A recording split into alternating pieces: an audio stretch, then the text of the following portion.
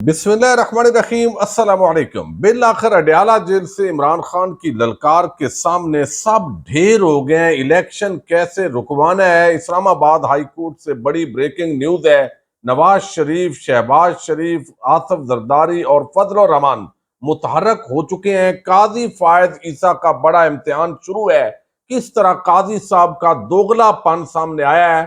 Supreme court of Pakistan से भी बड़ी खबर है, वो आपके सामने रखनी है, चूंकि एक इंतहाई आम और सबसे बड़ा जो केस है उस केसेस के अंदर शुमार होता है।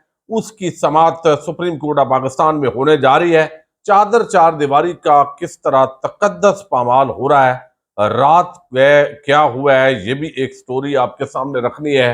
इंतहाई आम वीडियो है, उम्मीद करूंगा कि आप समाअत करेंगे और अपने कीमती फीडबैक से जरूर आगाह करेंगे।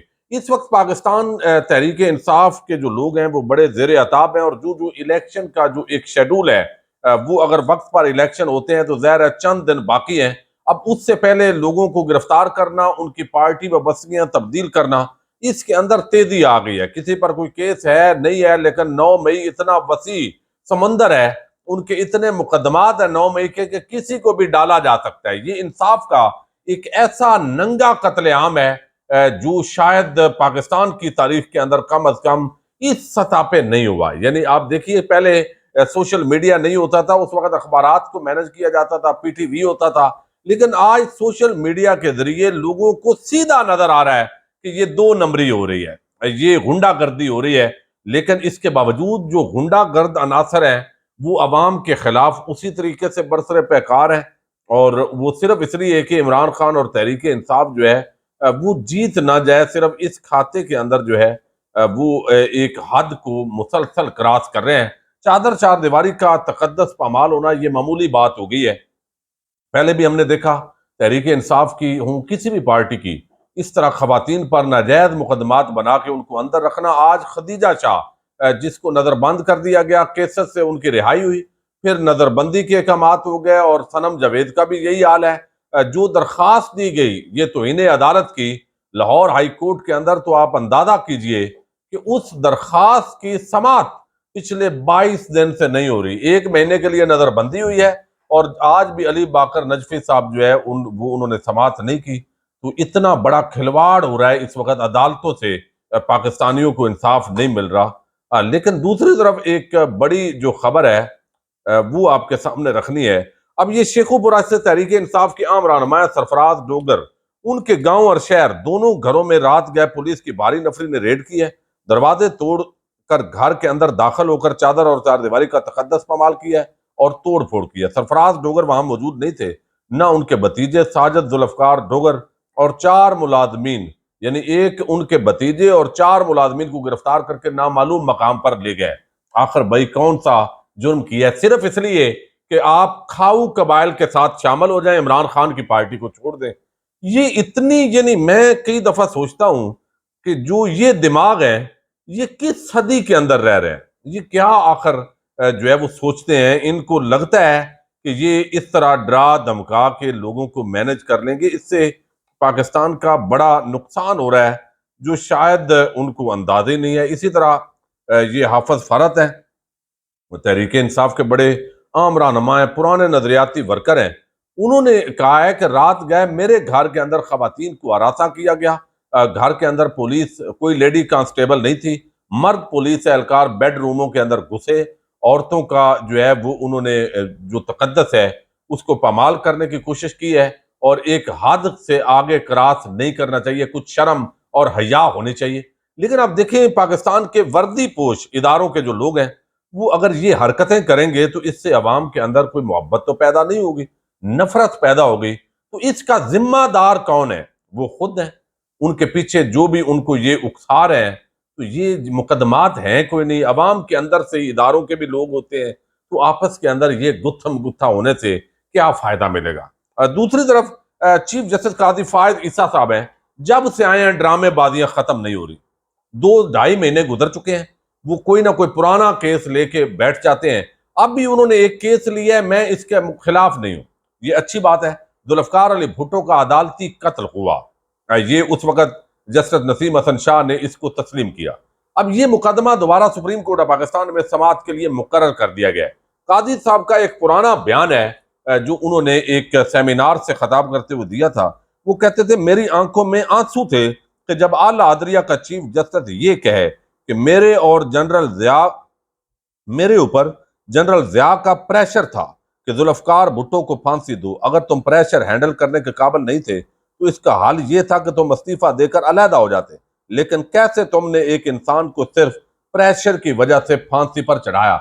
ये ख्यालात हैं काजी साहब के, बिल्कुल अच्छे ख्यालात हैं। जजेस जिस कुर्सी पे बैठे हों वो ना करें। अब देखिए, चीफ जस्टिस थे उस वक्त इफ्तिखार चौधरी, वो जज से ज्यादा सियासतदान थे। वकला तहरीक चली, परवेज मुशर्रफ आउट हुए, वो इन हुए, उसके अंदर भी जनरल कियानी का बड़ा किरदार था। और फिर वो जब कुर्सी पे बैठा, उसने जो बगैर एंटी एस्टेब्लिशमेंट था, जब उसने समातें शुरू की 2011 के अंदर चंद समातें हुई, उसके बाद ये केस भी गायब हो गया। अब ये बेसिकली आसिफ जरदारी ने, तहरीक इंसाफ जो पीपल्स पार्टी है, उन्होंने ये दरखास्तें दायर की और ये एप्लीकेशन सदारती रेफरेंस के तौर पर जब सदर आसिफ जरदारी थे उन्होंने दायर किया कि भाई जुल्फकार अली भुट्टो का जो कत्ल हुआ उस हवाले से ऑलरेडी चूंकि तस्लीम भी कर चुके हैं जजेस, तो इसका फैसला होना चाहिए कि ये जजेस की तरफ से कत्ल था और जर्नैलों की तरफ से कत्ल था। अब जुल्फकार भुट्टो के कत्ल से मुतल्लक सदारती रेफरेंस पर आखिरी समात, ये पहली समात हुई है 2 जनवरी 2012 को। ये 2011 में मुकदमा दायर हुआ है, 12 नवंबर 2012 को आखिरी समात इसकी हुई थी। सदारती रेफरेंस पर पहली 5 समातें साबिक चीफ जस्टिस इफ्तिखार चौधरी की सरबराही में सुप्रीम कोर्ट के 11 रुकनी लार्जर बेंच ने की। सदारती रेफरेंस पर आखिरी समात 9 रुकनी लार्जर बेंच ने की थी। अब ये लार्जर बेंच तो बन रहा है चीफ जस्टिस कादी की सरबराही में, यकीनन जो अदलिया का फैसला है वो रिवर्स होगा। लेकिन सबसे जो बड़ी बात है कादी साहब की, आप दोगलापन देखिए कि वो मादी का, ये अच्छी बात है, इसको मैं अप्रिशिएट करता हूं, पूरी पाकिस्तानी कौम अप्रिशिएट करेगी। जो गलत हुआ, लेकिन क्या उस वक्त की एस्टेब्लिशमेंट को सजा होगी? आज वो तो बूढ़े हैं, कुछ चले गए, कुछ रह गए, और वो आप छोड़ें काजी साहब, ये मुनाफिकाना किरदार कम अज कम नहीं होना चाहिए। इस वक्त जो कुछ आपके सामने हो रहा है, इस वक्त के वजीर आजम जो मौजूद साबका वजीर आजम है इमरान खान, उनके खिलाफ 200 मुकदमात कायम कर दिए गए। आपके सामने लोगों को लापता किया जा रहा है, अगवा किया जा रहा है, पार्टी वबस्तगियां तब्दील करवाई जा रही हैं। लेकिन यहां पे आप इस वक्त जब जिंदा हैं, जो चीज आपके सामने हो रही है, इस जज को वो नजर नहीं आ रही, इसको 12 साल पहले और 40-50 साल पहले की चीजें याद आ रही हैं। ये असल में बड़ा दोगलापन और एक मुनाफिकाना किरदार है जो खुलकर सामने आ रहा है। यानी उस पे एक खत लिखा इमरान खान ने और उसका तदहीक अमेज जो है वो जवाब आया, और बेसिकली वो इमरान खान की तदलील नहीं की गई, वो उन करोड़ों वोटर्स की तदलील की गई है। कादी फायद ईसा जिस कुर्सी पे बैठा हुआ है, मेरा मकसद हरगिज काजी साहब की तस्दीक करना नहीं, लेकिन उस ओहदे के वकार के लिए जो इस पर छोटा बंदा जब बैठता है तो उसकी हरकतें, वो इंतकाम, तकब्बर, अना, उसी के अंदर शायद एक्सटेंशन लेने की खातिर ये हो रहा है कि मैं मजीद उम्र बढ़ जाए, तब्दीली आए, नवाज शरीफ और सारे जब आएंगे तो जहर है कादी साहब की भी एक्सटेंशन हो सकती है। जब हमारे अस्करी इदारों में एक्सटेंशन होती हैं, जजेस की भी, और जो निगरान हुकूमतें हैं, पूरा मुल्क तो एक्सटेंशन पे चल रहा है, इलेक्शन कमीशन भी एक्सटेंशन पे चल रहा है। तो ये जो है वो चीजें हैं। अब यहाँ पे यानी इस वक्त आप देखिए कि वो जुल्फकार अली भुट्टो का केस याद है, कभी 5 साल, कभी कहता है साहब नहीं लगाना। इस वक्त जो नंगा जुल्म हो रहा है, अगवा हो रहे हैं लोग, पार्टियां जबरदस्ती तब्दील हो रही हैं, वो नजर ही नहीं आ रहा इस कादी को। यानी ये असल किरदार है। इस पर जो है वो एतजाज एहसन ने कहा कि अगवा बराए बयान के हवाले से मैंने पटिशन फाइल की हुई है, मगर काजी फायद ईसा सुन नहीं रहे। हालांकि काजी फायद ईसा बार बार कहते थे कि पटिशन फाइल होने के 14 दिन के अंदर हर सूरत लगनी चाहिए, लेकिन मेरी पटिशन को 14 दिन से ज्यादा हो गए, अभी तक नहीं लगी। ये कादी साहब जब चीफ जस्टिस नहीं बने थे उस वक्त इनके बड़े असूल थे। अब क्या हुआ है, इलेक्शन से भाग रहे हैं। अब फजल रहमान, आसिफ जरदारी, नवाज शरीफ, अलहदा अलहदा इनकी आपस के अंदर भी मुलाकातें होने जा रही हैं। फजल रहमान और नवाज शरीफ की हो चुकी है, अब जो है वो आसिफ जरदारी और नवाज शरीफ की चंद दिन बाद होगी। आज 15 साल के बाद जो है वो चौधरी शुजात के घर उनसे मुलाकात की गई है गुजरात के अंदर, और तारक बशीर चीमा की कुछ सीट एडजस्टमेंट पर दायर बात हुई होगी। नवाज शरीफ की वो तस्वीर जारी हुई है जिससे वो चौधरी शुजात हुसैन जो है अल्लाह ताला उनको सेहतयाब करे, उनसे की बात समझने की कोशिश कर रहे हैं।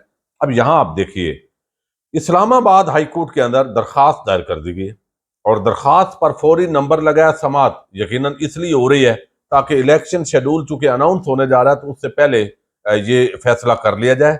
अब इसके अंदर जो है वो कहा गया है कि ये जो है वो आम इंतखाबात की इल्तवा, यानी इलेक्शन शेड्यूल को रोका जाए।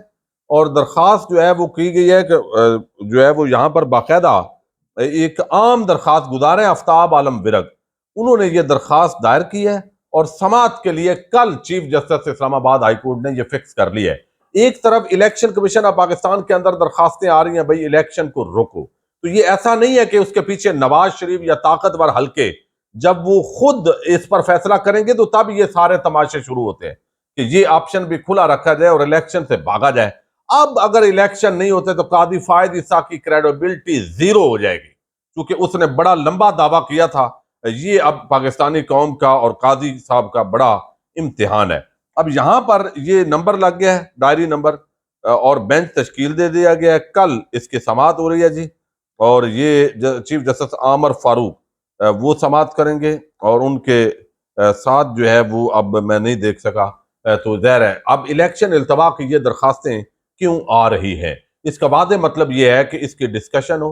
और अभी जो हल्का बंदियां जितनी बोगस हुई हैं, और ये सिर्फ मैं समझता हूँ ये एम को ना रोए, यानी उन्होंने मुतरक हुए हैं। ये पंजाब के अंदर जो हल्का बंदियां हुई हैं उसके अंदर कोई पता नहीं, इस्लामाबाद में बैठ के इलेक्शन कमीशन ने बाबू बन के, अभी नून लीग और सब के एतराजात हैं, पीटीआई के भी एतराजात हैं, इधर का हल्का उधर, उधर का इधर, अजीब किस्म का आधा दरमियान में ये जो इलाका है वो इधर है, आधा दूसरे हल्के में है। तो एक अजीब किस्म का बाबू लोग हैं वो, पता नहीं इलेक्शन कमीशन इस्लामाबाद के दफ्तर में बैठ के उन्होंने हल्का बंदियां कर दी हैं, वो एतराजात आ रहे हैं। आज आदम नजीर तारड़ ने एहसन बून का बल्कि एतराज आज दायर हुआ है हाफिजाबाद का, तो ये बाकी भी होंगे। तो इस वजह से लगता यह है कि इलेक्शन मशकूक हो चुके हैं और अब भागने की तैयारी कर रहे हैं, क्योंकि इमरान खान ने जब से जेल से ललकारा है 2 दिन पहले, पिछले 48 घंटे 72 घंटे के अंदर एक कोराम बपा है, भोंचाल बपा है, और इलेक्शन से जो इमरान खान का मोमेंटम है, जिस जज्बे को उन्होंने इजहार किया, अब ये भाग रहे हैं, लेकिन इनको भागने नहीं देना चाहिए। अब ये बयानिए भी इन्होंने बनाए, इन्होंने मीडिया को भी मैनेज किया, एंकर्स को मैनेज किया, गलत बयानियां, झूठ, फेक न्यूज, प्रापेगंडे, इमरान खान की करैक्टर असैसिनेशन, जबरदस्ती लोगों की पार्टी व बस्तियां तब्दील करना, चादर चारदीवारी के तकद्दस पामाल करना, बच्चों, खवातीन, और सारा कुछ हो गया। इसके बाद अब इलेक्शन से मत भागे। अवाम के शऊर का ये इम्तिहान है कि वो अब खाऊ कबाइल को पाकिस्तान पर मुसल्लत करते हैं या वो पुरअमन जमहूरी अंदाज के अंदर अपना ये जो इंतकाम है वो लेते हैं। इजाजत दीजिएगा। अल्लाह हाफिज। पाकिस्तान जिंदाबाद, पाक फौज पाइंदाबाद।